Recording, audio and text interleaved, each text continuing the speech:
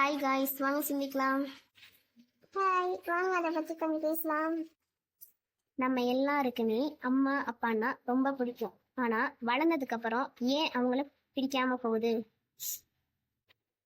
அது ஒன்றும் இல்லை மேம், நம்ம சின்ன பிள்ளையா இருக்கல நம்ம கேட்கறதெல்லாம் அவங்க வாங்கி தராங்க. நம்மளுக்கு பிடிச்ச ஒரு பர்சன் அவங்கள தான் இருப்பாங்க, ஏன்னா நம்ம நினைச்சதை அவங்க செய்யறாங்கல்ல.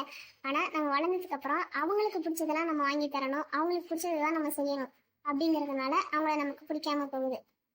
இது கரெக்ட் தானா மேம்? இல்லை, இது கரெக்ட் கிடையாது, இது தப்பு. நாளைக்கு நம்ம பிள்ளைங்களுக்கு நம்மளை பிடிக்காம போயிடும். ஜப்பான்ல ஒரு ஏரியால மரத்துல செஞ்ச வீடு இருக்கு. அந்த வீட்டுல அவங்க செவுரு டேமேஜ் ஆனதுனால அந்த செவரை கழட்டியிருக்காங்க. அந்த இடத்துல ஒரு பள்ளி இருந்திருக்கு, அதோட கால் நல்லா நஞ்சு போச்சு. கிட்டத்தட்ட 3 இயர்ஸ் ஆகுது அந்த வீட்டை ஆல்டர்னேட் பண்ணி. அப்ப அவர் யோசிக்கிறாரு, இந்த 3 வருஷமா இந்த பள்ளி இங்கதான் இருந்துச்சா, எப்படி அது உயிரோட இருந்திருக்கும் அப்படின்னு யோசிக்கிறாங்க. அது எப்படி மேம் 3 வருஷம் ஒரே இடத்துல இருக்கும்? அதனாலதான் மேம் அவங்க வெயிட் பண்ணி பார்த்திருக்காங்க. கொஞ்ச நேரத்துல இன்னொரு பள்ளி அந்த பள்ளிக்கு சாப்பாடு கொடுத்துட்டு போகுது. சூப்பர்ல மேம். ஆமா, அந்த பள்ளி சாப்பாடு கொடுத்துட்டு போனதுனாலதான் இந்த அடிப்பட்ட பள்ளி 3 வருஷமா அதே இடத்துல உயிரோட இருந்துச்சு. இதே மாதிரி நம்மளும் நம்ம பேரண்ட்ஸ் நம்மளதான் வளர்க்குறாங்க. ஸோ ஃபியூச்சர்ல அவங்க என்ன தொந்தரவு பண்ணாலும் அவங்கள நல்லா பார்த்துக்கணும். எஸ் மேம், அவங்க நல்லா பார்த்துக்கணும். ஏன்னா நமக்கு இருக்கிறது அவங்க மட்டும் தானே.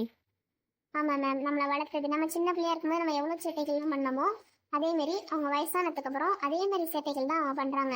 ஆனா நம்ம சின்ன பிள்ளையா இருந்த சேட்டை அது மழலையினால அப்படி பண்ணோம் அப்படின்னு சொல்லிடுறோம்.